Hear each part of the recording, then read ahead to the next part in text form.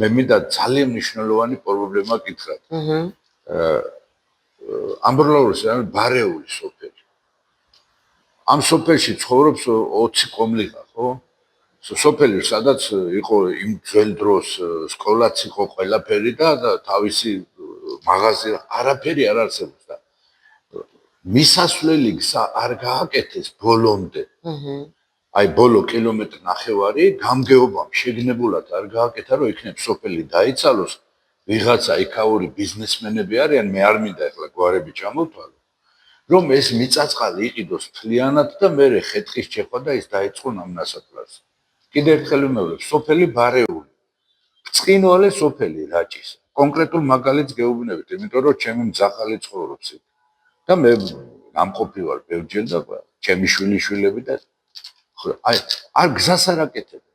აღარ ვამბობ იქ თქვა გაზის შეყვანაზე, არაფერს ვამბობ იქ მიკროავტობუსზე თუ ავტობუსზე, აფთიაქზე, ბიბლიოთეკაზე, სკოლაზე და ასე შემდეგ. არაფერი არ არსებობს და ხალხი თავისი პატრიოტიზმით, თავისი მამულის სიყვარულით არტოვებს ამ სოფელს.